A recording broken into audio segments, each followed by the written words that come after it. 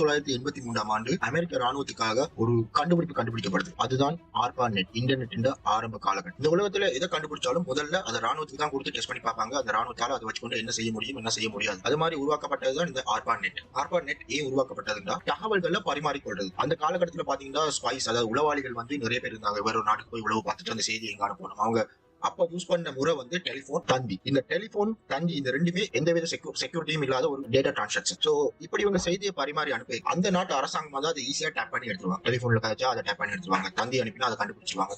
So இப்படி இருக்கதான் இவங்க இந்த இன்டர்நெட் ஒரு விஷயத்தை இன்வைட் பண்றாங்க. 1983 ஆண்டு ஆரம்பிக்கப்பட்ட இந்த இன்டர்நெட் 1990-91கள்ல பொதுமக்களோட பாவனைக்காக வெளியே வருது. பொதுமக்களோட பாவனைக்காக வெளியே வந்த கைக்கு என்ன நடக்குதுன்னு கேட்டீங்கன்னா, இந்த ராணுவத்தின் டேட்டாவும் பொதுமக்கள் தேடுற சில பல விஷயங்களோட டேட்டாவும் ஒரே இடத்துல போய் சேவ் ஆகும். அப்படி சேவ் ஆகிட்டு இதை பார்த்து அமெரிக்க அரசாங்கம் என்ன செய்யணும், இதுவும் சரி வராதுன்னு சொல்லி போட்டு இன்டர்நெட் ரெண்டா பிரிக்கிறாங்க. ஒன்று சர்ஃபஸ் நெட், இன்னொன்று டீப் வெப்னு சொல்லிட்டு. சர்ஃபஸ் நெட் தான் நாங்க யூஸ் பண்ற மேல வாட்ஸ்அப்பா இருக்கட்டும், ஃபேஸ்புக், இன்ஸ்டாகிராம், டிக்டாக், பிளா நிறைய விஷயங்கள் இருக்கும். அது ஒரு 4% தான். மிச்சம் இருக்கிற 96% தான் டீப் வெப். அந்த டீப்